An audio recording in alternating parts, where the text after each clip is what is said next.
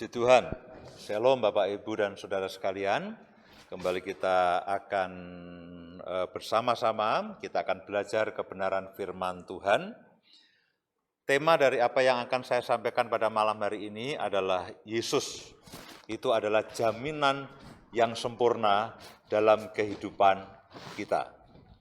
Nah, saat ini kita masih melakukan ibadah secara online dan kita masih melakukan secara terbatas.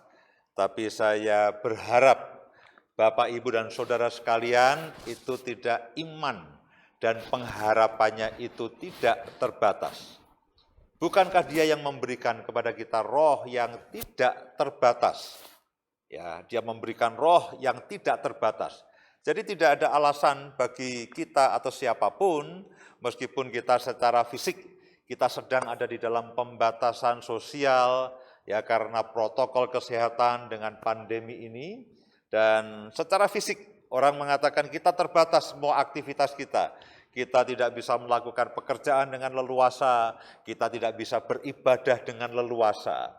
Tapi firman Tuhan itu mengatakan kepada saudara dan saya, mari lihat sama-sama di dalam Injil Yohanes pasal yang ketiga, ayat yang ke-34. Sebelum saya sampaikan firman Tuhan lebih jauh, saya ingin mengajak Bapak, Ibu, dan semua saudara untuk kita iman dan pengharapan kita itu tidak menjadi terbatas.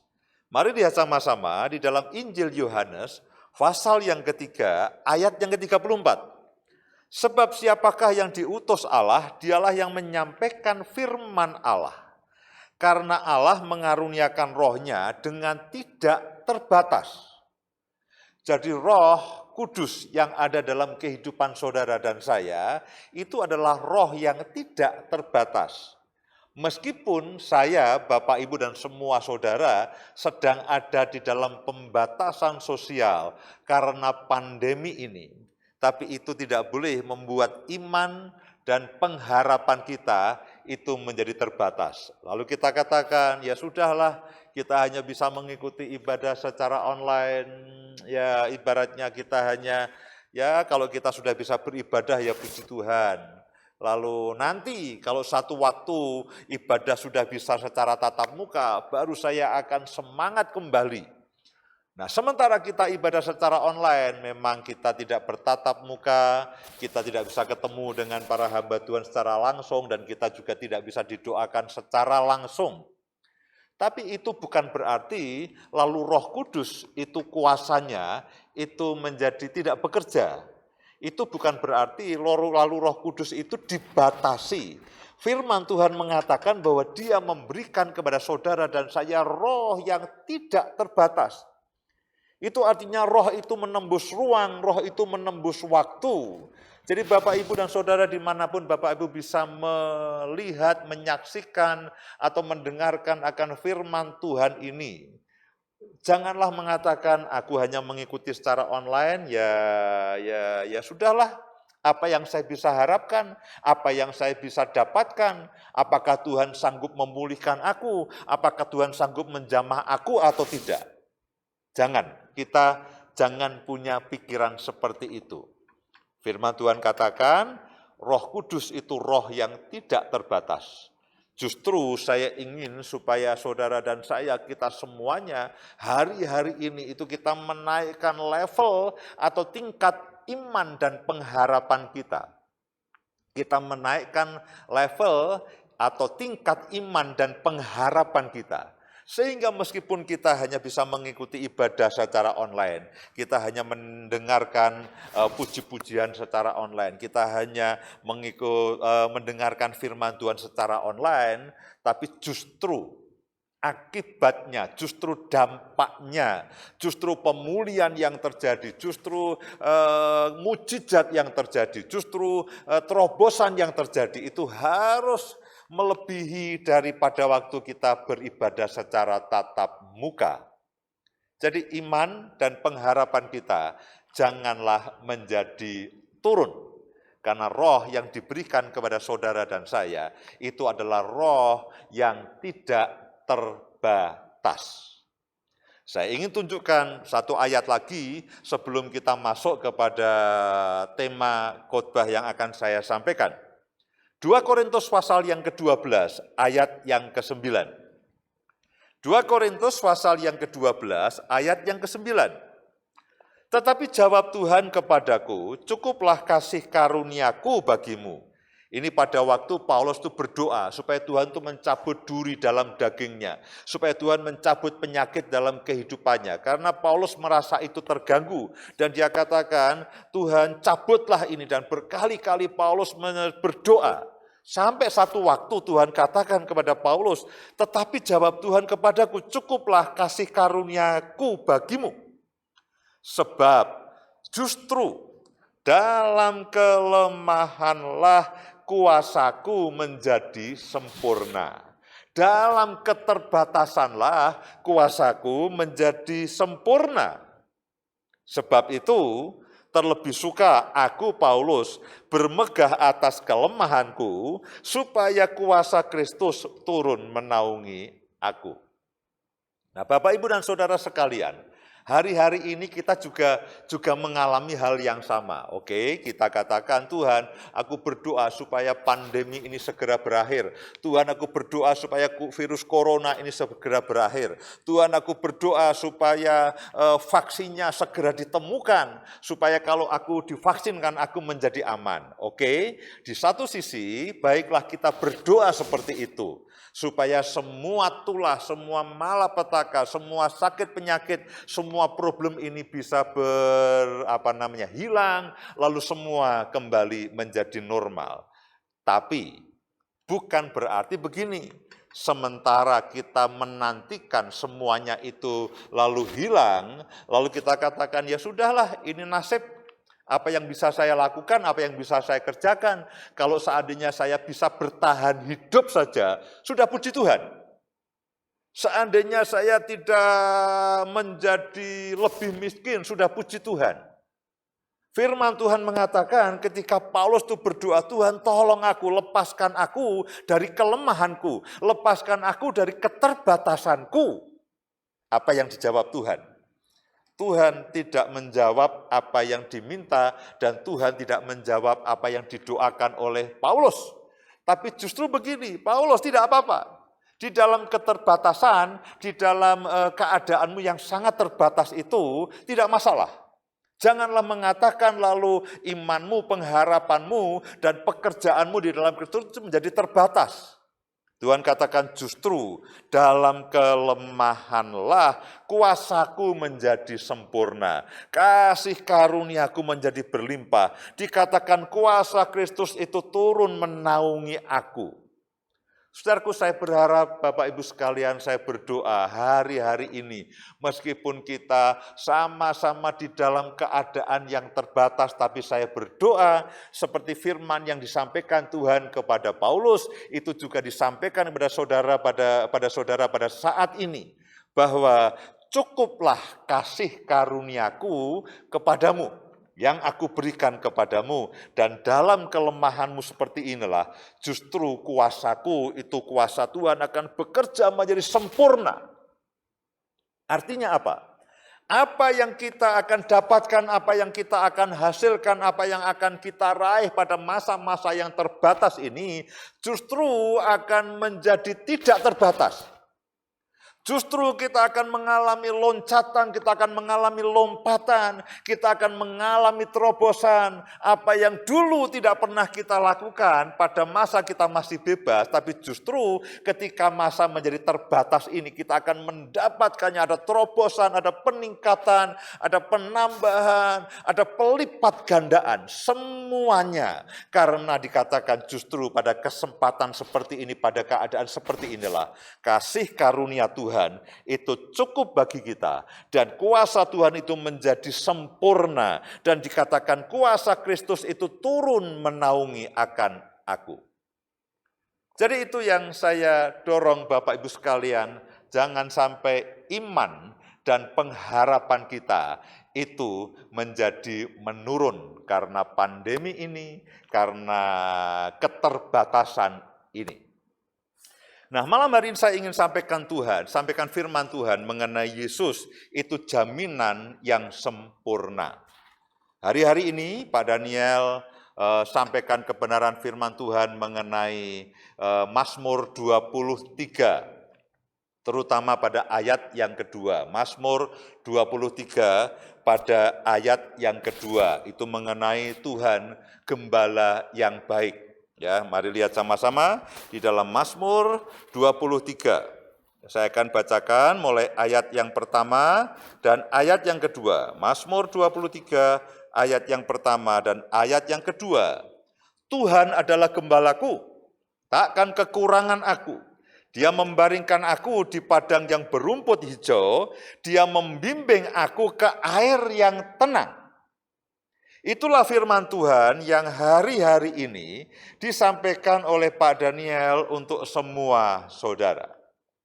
Saya akan melanjutkan, ya, meskipun tidak sama persis ayatnya, tapi saya akan melanjutkan. Dikatakan bahwa Daud itu mengatakan Tuhan itu gembalaku yang sempurna. Tuhan itu gembalaku yang baik. Daud katakan Tuhan gembalaku yang baik, dia memimpin aku ke air yang tenang, dia membaringkan aku di padang rumput yang hijau. Pada waktu Daud dalam kehidupannya, dia merasakan Tuhan itu sebagai gembala dalam kehidupannya. Pada waktu dia menggembalakan kambing dombanya, sampai dia diangkat menjadi raja. Lalu selama dia menjadi raja dengan semua keadaan yang dia alami, dia mengalami peperangan, dia mengalami pemberontakan. Pada waktu dia dikejar-kejar oleh Saul, dia di dalam kesulitan, dia di dalam masalah, sampai dia akhirnya menjadi raja. Dalam semua kehidupannya sepanjang hidupnya itu, dia katakan Tuhan itu gembalaku yang baik. Jadi di dalam perjanjian lama, itu Daud mengalami Tuhan sebagai gembala yang baik. Nah, kalau kita lihat di dalam perjanjian baru, Yesus katakan kepada murid-muridnya, akulah gembalaku yang baik. Akulah gembala yang baik. Ya, dia katakan kepada murid-muridnya, dia katakan kepada orang banyak, akulah gembala yang baik. Pada waktu itu murid-muridnya dan orang banyak setiap kali dia melihat Yesus, merasakan pemeliharaan Yesus, bagaimana Yesus melakukan banyak mujizat, bagaimana Yesus memberi makan, dan Yesus katakan, aku gembala yang baik. Bahkan seorang gembala yang baik, dia rela mengorbankan nyawanya bagi domba-dombanya, sampai akhirnya dia menebus dosa saudara dan saya semuanya, dengan dia mati di kayu salib. Lalu bangkit pada hari yang ketiga. Lalu sampai kepada akhirnya dia naik ke surga. Daud mengalami Tuhan sebagai gembala yang baik. Kemudian murid-muridnya dan orang banyak itu mengalami Yesus sebagai gembala yang baik. Pertanyaannya adalah, apakah saudara dan saya lalu ketika tidak lagi katakanlah secara langsung Yesus itu hadir dalam kehidupan kita, lalu kita katakan, aduh, aku tidak bisa merasakan Yesus sebagai gembala yang baik. Aku tidak bisa merasakan pemeliharaan itu. Aku tidak bisa merasakan jaminan itu. Ketika Daud dijaga, ketika murid-muridnya terus dijaga oleh Yesus.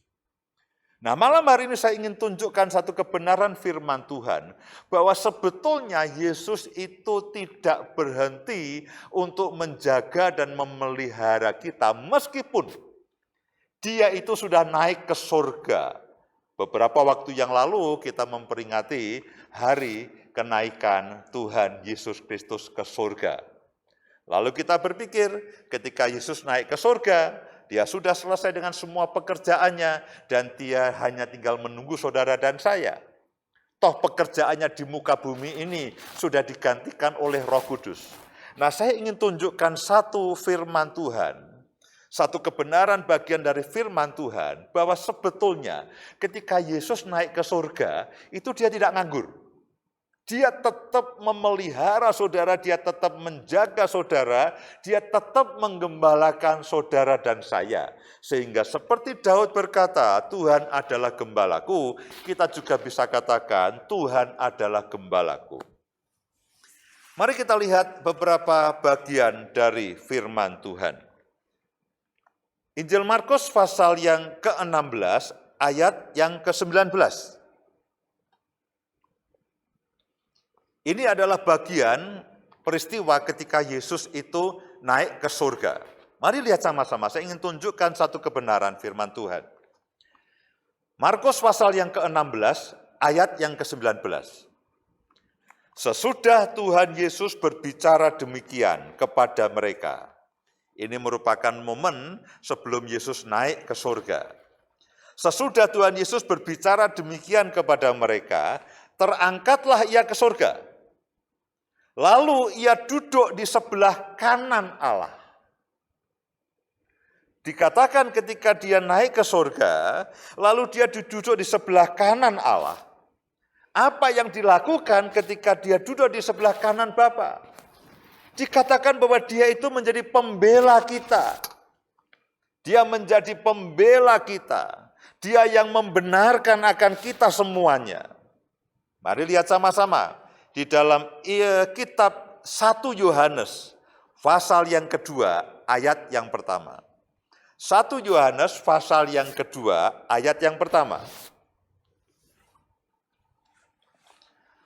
1 Yohanes, pasal yang kedua, ayat yang pertama. Anak-anakku, hal-hal ini kutuliskan kepada kamu, supaya kamu jangan berbuat dosa. Namun jika seorang berbuat dosa, kita mempunyai seorang pengantara pada Bapa, yaitu Yesus Kristus yang adil. Jadi ketika Yesus itu naik ke surga, itu dia tidak lalu berpangku tangan, dia hanya sekedar menunggu saudara dan saya. Dikatakan bahwa dia itu duduk di sebelah kanan Allah. Apa yang dia kerjakan? Dikatakan dia menjadi pengantara saudara dan saya, dia menjadi pembela bagi saudara dan saya. Itu yang dia lakukan. Jadi setelah dia naik ke surga, dia tidak nganggur, saudaraku. Dia tidak berpangku tangan. Dia terus membela saudara. Dikatakan bahwa seandainya, dikatakan di dalam 1 Yohanes pasal yang kedua ayat yang pertama tadi, supaya kamu jangan berbuat dosa. Namun jika seorang berbuat dosa, ya kan? Dikatakan kamu jangan berbuat dosa. Tetapi seandainya, namun jika seorang berbuat dosa, kita mempunyai seorang pengantara pada Bapa, yaitu Yesus Kristus yang adil. Dalam menjalani kehidupan ini siapa yang tidak pernah berbuat salah? Dalam menjalani kehidupan ini siapa yang tidak pernah merasakan kegagalan? Dalam kehidupan ini siapa yang tidak pernah mengalami kemunduran? Setiap saudara dan saya, kita punya problem yang sama. Acap kali kita punya problem keuangan. Seringkali kita punya problem masalah di keluarga. Kita punya problem di pergaulan. Kita punya problem hubungan satu dengan yang lainnya. Kita masih melakukan banyak kesalahan. Kita melakukan banyak kekeliruan, kita juga melakukan banyak dosa. Lalu ketika itu terjadi, apa yang terjadi? Lalu kita katakan hidup aku akan makin berantakan. Dengan semua yang terjadi dalam kehidupanku, hidupku makin berantakan. Tidak. Dikatakan bahwa Yesus itu duduk di sebelah kanan Allah Bapa dan terus menjadi pembela kita. Dia menjadi pengantara kita di hadapan Bapa. Dia menjadi pensyafaat kita. Dia pembela, pensyafaat. Jadi saudara bisa bayangkan sementara saudara dan saya itu menjalani kehidupan di muka bumi ini, Yesus itu tidak berdiam diri meskipun dia naik ke surga. Dia memang mengirimkan akan Roh Kudus-Nya untuk menolong saudara dan saya. Dikatakan Roh Kudus itu adalah penolong, Roh Kudus itu adalah penghibur, Roh Kudus itu adalah Parakletos. Dia yang menolong kita, membantu kita dalam setiap pergumulan kita, dalam setiap persoalan kita. Roh Kudus itu menolong kita dari dalam. Dia memberikan hikmat, dia memberikan pengertian, dia memberikan pengurapan pada saudara dan saya. Roh Kudus juga terus berdoa kepada Bapa dengan keluhan-keluhan yang tidak terucapkan. Dan dia berdoa sesuai dengan kehendak Bapa untuk saudara dan saya. Dari dalam hidup kita, Roh Kudus yang ada dalam kehidupan kita, itu terus berdoa bagi kita. Itu bersyafaat bagi kita. Nah, saudara bisa bayangkan bukan hanya Roh Kudus loh yang berdoa bagi kita, tapi ada pribadi yang lain yang dikatakan Yesus yang di surga, duduk di sebelah kanan Allah Bapa, dia juga terus berdoa. Dia terus berdoa bagi saudara dan saya. Dia menjadi pembela saudara dan saya. Dia menjadi pengantara, dia menjadi pensyafaat. Jadi saya ingin katakan bahwa apapun yang Bapak Ibu dan semuanya alami hari-hari ini. Kesulitan apapun yang Bapak Ibu dan saya alami hari-hari ini. Kita punya Roh Kudus yang menolong, yang menghibur kita semuanya. Yang akan memimpin kita semuanya. Tapi kita juga punya pengantara. Kita juga punya pensyafaat, yaitu Yesus. Yang mengatakan kepada murid-muridnya, akulah gembala yang baik. Akulah gembala yang baik. Dan pada waktu dia kembali ke surga, apakah dia berpangku tangan, apakah dia hanya berdiam diri? Tidak. Dia dikatakan dia duduk sebelah kanan Allah Bapa, dan dia terus menjadi pembela kita, dia terus menjadi pengantara saudara dan saya. Supaya apa? Kehidupan saudara dan saya itu terpelihara sempurna di hadapan Tuhan. Mari lihat sama-sama di dalam Ibrani pasal yang ke-7 ayat yang ke-25.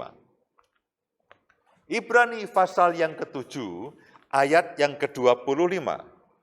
Ayat yang sangat luar biasa, ayat yang sangat bagus sekali. Dikatakan begini, karena itu Tuhan sanggup juga menyelamatkan dengan sempurna. Karena itu Tuhan sanggup juga menyelamatkan dengan sempurna semua orang yang oleh Dia datang kepada Allah. Sebab Ia hidup senantiasa untuk menjadi pengantara mereka. Saya ulangi ayat ini, perhatikan ini kebenaran yang luar biasa. Dikatakan begini, karena itu Tuhan sanggup juga menyelamatkan dengan sempurna. Menyelamatkan dengan sempurna itu menyelamatkan sampai secara utuh, menyelamatkan sampai garis akhir. Tidak di tengah jalan. Dikatakan karena itu Ia sanggup juga menyelamatkan dengan sempurna semua orang. Semua saudara, saya dan semua orang yang oleh Yesus datang kepada Allah. Yang oleh Yesus datang kepada Allah. Sebab Yesus hidup senantiasa untuk menjadi pengantara mereka. Jadi Bapak, Ibu, dan Saudara yang sudah terima keselamatan, yang sudah terima Yesus sebagai Tuhan dan Juru Selamat, janganlah takut dan janganlah ragu-ragu bahwa Tuhan itu lalu membiarkan saudara. Itu tidak. Jangan berpikir bahwa Tuhan itu mengabaikan saudara. Itu tidak. Dikatakan Dia terus bersyafaat, Dia terus menjadi pengantara saudara dan saya, supaya keselamatan yang saudara dan saya sudah terima dan telah kita terima itu akan sampai kepada titik kesempurnaannya. Tidak ada di tengah jalan, lalu kita gagal, kita jatuh dan tidak diselamatkan. Ini adalah jaminan. Makanya di dalam judul khotbah saya katakan Yesus itu menjamin hidup kita. Yesus adalah jaminan yang sempurna. Karena Dia mati bagi saudara dan saya, menebus saudara dan saya, dengan Dia mati dipakukan di kayu salib, itu menggantikan saudara dan saya. Lalu Dia menebus saudara dan saya, dan ketika engkau saudara dan saya percaya, kita menjadi diselamatkan. Lalu kita kan masih hidup ini dengan semua persoalan. Oh Pak, saya terima Yesus itu 2 tahun yang lalu, 10 tahun yang lalu. Saya diselamatkan itu 10 tahun yang lalu. Lalu selama 10 tahun ini, dan bahkan tahun-tahun yang kita akan lalui selanjutnya seperti apa? Lalu kita menjadi ragu-ragu, kita menjadi takut, aduh saya akan bisa sampai mencapai kesempurnaan atau tidak? Saya akan ikut diangkat di awan-awan atau tidak? Nah saudaraku, keraguan itu dan ketakutan itu datangnya bukan daripada Tuhan. Keraguan dan ketakutan itu datangnya bukan daripada Tuhan. Kita harus punya iman berdasarkan firman. Apa kata firman? Bukan apa kata keadaan. Bukan apa kata COVID-19 ini. Bukan apa kata virus. Bukan apa kata pandemi, bukan apa kata ramalan-ramalan orang, bahkan ramalan para ahli, bukan itu yang kita harus percayai. Di satu sisi kita memang harus hati-hati melakukan semua akan protokol kesehatan, kita memang harus hati-hati sesuai dengan anjuran pemerintah, sesuai dengan arahan pemerintah. Tapi bukan berarti lalu kita mempercayakan akan kehidupan kita, saudara dan saya, itu kepada semua peraturan itu.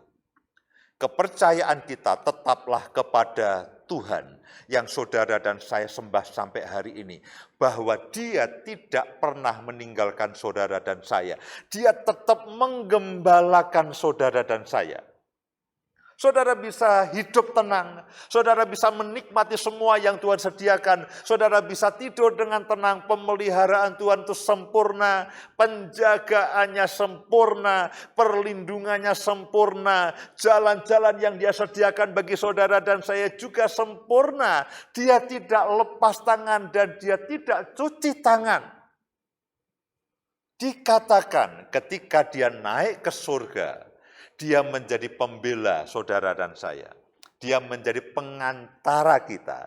Karena itulah di dalam firman Tuhan ini, di dalam Ibrani pasal yang ke-7, ayat yang ke-25 saya akan bacakan lagi karena ini ayat yang sangat penting. Saya berharap saudara hafalkan ayat ini. Supaya dalam kita mengikut Tuhan itu kita tidak menjadi ragu-ragu, aduh saya selamat atau tidak Pak? Ini ada COVID, ini ada pandemi, ini ada virus, saya akan selamat atau tidak? Saya ketika saudara jatuh di dalam dosa, saudara melakukan kesalahan, lalu saudara katakan, aduh Pak, saya akan ikut diangkat di awan-awan atau tidak? Firman Tuhan mengatakan bahwa Yesus itu sanggup menyelamatkan saudara dan saya dengan sempurna. Artinya apa? Kalau orang lari, perlombaan lari, dia mengikuti pertandingan dengan sempurna, itu artinya apa? Dia sampai garis finish. Dia sampai garis finish. Mari percaya Bapak, Ibu, dan saudara sekalian, bahwa Dia itu gembala yang baik. Yesus itu gembala yang baik. Dan gembala yang baik Dia tidak akan membiarkan, menelantarkan akan dombanya. Dia akan membawa domba-dombanya sampai kepada masuk ke kandangnya. Bahkan Yesus katakan, aku rela mati bagi domba-dombaku. Dia bangkit, dia naik ke surga. Dia menjaga saudara dan saya. Dia terus membela saudara dan saya di hadapan Bapa. Dia terus membela bahwa saudara dan saya adalah orang yang sudah ditebus. Ketika saudara dan saya melakukan kesalahan, ketika saudara dan saya bahkan merasakan iman dan pengharapannya turun, ketika saudara dan saya merasa tidak berdaya, ketika saudara dan saya merasa tidak mampu, Tuhan akan menjadi pembela di hadapan Bapa. Bapa, aku sudah menebus anak-anakmu ini, aku sudah menebus anak-anakmu ini, aku rindu anak-anakmu ini akan mencapai keselamatan dengan sempurna, aku mau bertemu dengan mereka di surga, dan Tuhan dikatakan Dia menjaga kita. Dia sanggup menjaga saudara dan saya. Dia tidak akan melepaskan saudara dan saya. Dia akan terus memimpin dari waktu ke waktu, dari masa ke masa. Terlebih pada masa-masa seperti ini, saudaraku. Sebagian orang tiba-tiba kehilangan pekerjaannya. Sebagian orang tiba-tiba kehilangan penghasilannya. Sebagian orang tiba-tiba menjadi di PHK. Anak-anak sekarang harus belajar di sekolah, di rumah. tidak bisa di sekolah. Dan banyak orang tua yang tidak sanggup menjaga anaknya sepanjang hari. Apalagi kalau semua anak-anak masih ada di usia sekolah, yang satu masih TK, yang satu masih SD, yang satu masih SMP atau SMA, mereka semua sekarang belajar di rumah. Dan kita sebagai orang tua harus menolong mereka, membantu mereka, mengerjakan segala sesuatunya, memantau semuanya. Yang semula dikerjakan oleh para guru, tapi karena keadaan ini, mereka harus belajar di rumah. Beberapa orang keluarganya mulai kacau balau. Dengan keadaan rumah tangganya, dengan keadaan ekonominya, bahkan dengan keadaan rohaninya. Mereka tidak bisa lagi datang beribadah dan mereka katakan, aduh, dengan aku tidak beribadah ini apa yang terjadi, imanku tidak kuat, pengharapanku tidak kuat, tidak ada lagi orang yang menumpangi tangan kepadaku. Biasanya tiap minggu Bapak Gembala, Bapak Pendeta mendoakan saya, sekarang tidak.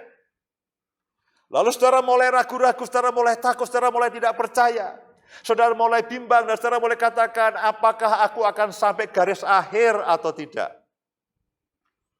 Apakah aku bisa selamat sampai akhir? Apakah aku akan bertemu dengan Bapa di surga atau tidak? Apakah aku akan nanti kalau pengangkatan aku akan terangkat atau tidak? Ketika saudara menjadi takut dan saudara menjadi ragu-ragu, justru itu masalah. Karena itulah firman ini menjadi sangat menentukan dalam kehidupan saudara dan saya.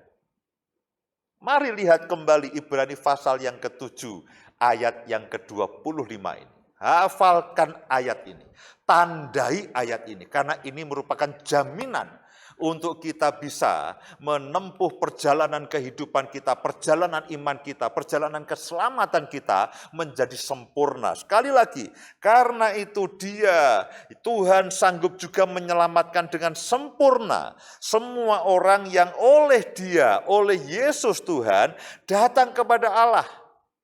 Jadi karena Yesus sudah menebus saudara dan saya, karena Yesus sudah menolong saudara dan saya, dan kita percaya kepada Yesus, yang oleh Dia datang kepada Allah. Sebab Yesus hidup senantiasa untuk menjadi pengantara bagi saudara dan saya. Firman Tuhan ini memberikan jaminan kepada saudara dan saya, bahwa Yesus itu sanggup menyelamatkan saudara dan saya dengan sempurna. Mari lihat ayat berikutnya.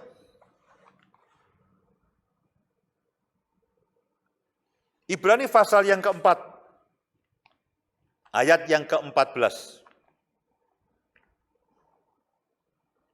Ibrani pasal yang keempat, ayat yang ke-14. Karena kita sekarang mempunyai imam besar agung yang telah melintasi semua langit, yaitu Yesus anak Allah. Baiklah kita teguh berpegang pada pengakuan iman kita. Sebab imam besar yang kita punya bukanlah imam besar yang tidak dapat turut merasakan kelemahan-kelemahan kita. Sebaliknya sama dengan kita. Dia telah dicobai hanya tidak berbuat dosa. Perhatikan ayat yang ke-16 ini. Sebab itu, marilah kita, saudara dan saya, dengan penuh keberanian menghampiri tahta kasih karunia. Supaya apa? Kita menerima rahmat dan menemukan kasih karunia untuk mendapat pertolongan kita pada waktunya. Saudara bertanya, Pak, bagaimana langkah praktisnya? Ketika saya masih ada di muka bumi ini dengan segala macam persoalannya. Kalau saya mengalami persoalan yang berat, Pak, bagaimana caranya? Supaya saya tidak berhenti di tengah jalan, supaya saya tidak gagal di tengah jalan. Alkitab katakan, mari dengan penuh keberanian datang kepada tahta kasih karunia Tuhan, datang kepada tahta kasih karunia Allah. Supaya apa? Saudara dan saya itu menerima rahmat, menerima kemurahan, menemukan kasih karunia untuk mendapatkan pertolongan kita pada waktunya. Tuhan Yesus menjamin kita bahwa Dia sanggup menyelamatkan kita dengan sempurna. Tapi pada waktu kita ada di muka bumi ini dengan semua persoalannya, dan kadang-kadang kita katakan, apakah aku bisa sampai garis akhir atau tidak? Apakah aku bisa sampai mencapai keselamatan yang sempurna atau tidak? Apakah aku akan bisa ikut diangkat di awan-awan atau tidak? Tuhan Yesuslah yang menjamin saudara dan saya. Bukan karena kesanggupan kita. Dia katakan dia sanggup. Dia sanggup menjaga hidup saudara dan saya. Dia sanggup dan dia mau dan dia terus mengerjakannya. Supaya apa? Supaya keselamatan kita itu menjadi sempurna. Karena itulah terus naikkan iman dan pengharapan saudara dan saya. Justru pada masa-masa seperti ini, iman dan pengharapan kita janganlah menjadi lemah. Karena Yesus itu sanggup menjaga keselamatan yang saya dan saudara sudah terima. Dikatakan sampai itu mencapai kesempurnaan. Sampai mencapai kesempurnaan. Kita akan sampai garis finish, kita akan bertemu dengan Bapa di surga, kita akan diangkat di awan-awan, kita menikmati keselamatan itu. Dikatakan dia sanggup menyelamatkan dengan sempurna. Dan sampai hari ini dia terus menjadi pengantara bagi kita, dia masih menjadi pembela bagi kita. Dan setiap kali, setiap hari, dikatakan di dalam Ibrani pasal yang keempat, ayat yang ke-16 tadi, mari datang dengan penuh keberanian, menghampiri tahta kasih karunia, supaya kita menerima semua rahmat dan menemukan kasih karunia, untuk mendapatkan pertolongan pada waktunya. Ayat yang terakhir. Mari lihat sama-sama di dalam 1 Petrus pasal yang pertama, ayat yang ketiga sampai dengan ayat yang kelima.